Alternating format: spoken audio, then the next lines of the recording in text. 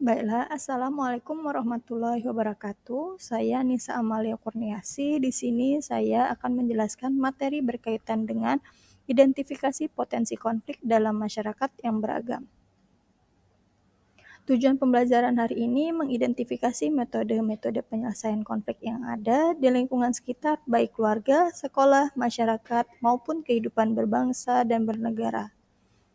Selanjutnya, berdasarkan Undang-Undang Nomor 12, konflik merupakan perseteruan atau benturan fisik dengan kekerasan antara dua kelompok masyarakat atau lebih yang berlangsung dalam waktu tertentu.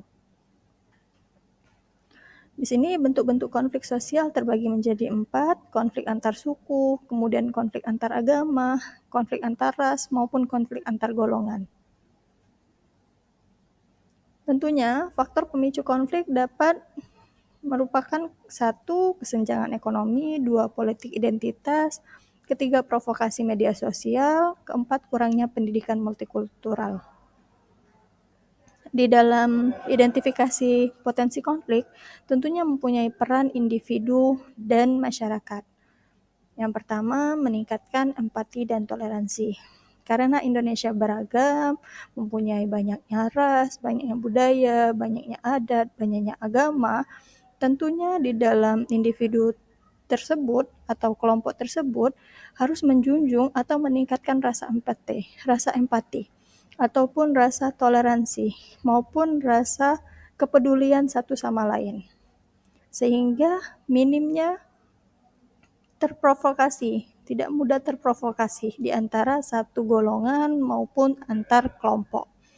Yang ketiga, individu sangatlah penting berpartisipasi dalam kegiatan lintas budaya. Yang terakhir, menjadikan agen perdamaian. Di sini ada video, mari kita simak.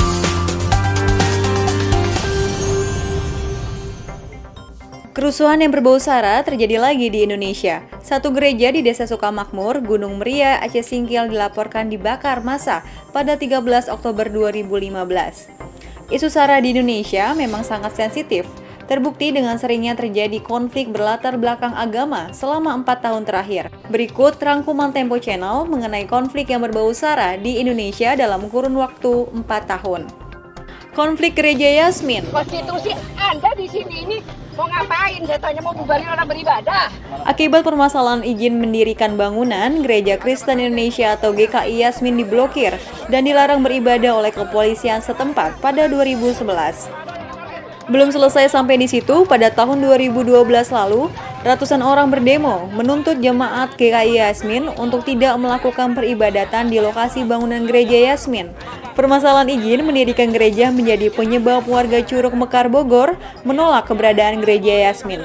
Kisru ini baru berakhir setelah jemaat GKI Yasmin membubarkan diri dan tidak melakukan peribadatan. Penyerangan Ahmadiyah Cikesik.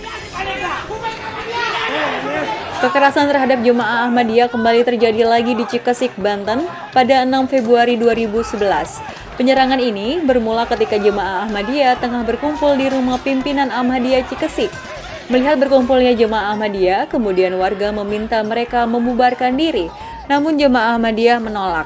Bentrokan antara dua kelompok itu pun tak terhindarkan. Akibat penyerangan yang dilakukan lebih dari 1.000 orang itu, sebanyak 3 orang dilaporkan tewas. Penyerangan jemaah sholat Idul Fitri Tolikara. Ratusan orang dari Gereja Injil di Indonesia atau GIDI menyerang Muslim Tolikara yang sedang melaksanakan sholat Idul Fitri di lapangan Koramil Tolikara pada Jumat 17 Juli 2015 lalu.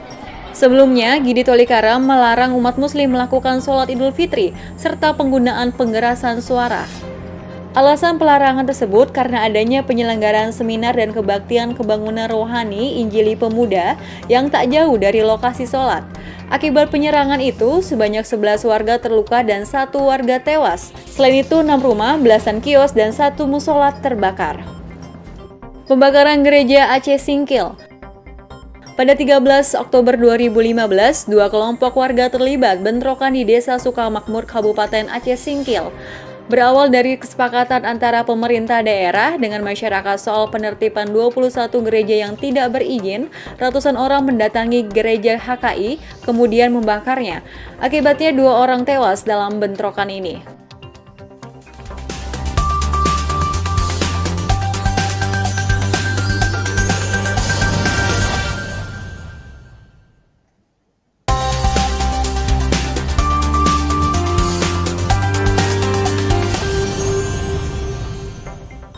Kerusuhan yang berbau sara terjadi lagi di Indonesia. Satu gereja di Desa Sukamakmur, Gunung Muria, Aceh Singgil dilaporkan dibakar massa pada 13 Oktober 2015. Isu sara di Indonesia memang sangat sensitif. Terbukti dengan seringnya terjadi konflik berlatar belakang agama selama 4 tahun terakhir. Berikut rangkuman Tempo Channel mengenai konflik yang berbau sara di Indonesia dalam kurun waktu 4 tahun. Konflik gereja kasus, silakan disimak dan dibuat dan dikerjakan. Baiklah, untuk materi hari ini saya cukupkan. Saya akhiri. Wassalamualaikum warahmatullahi wabarakatuh.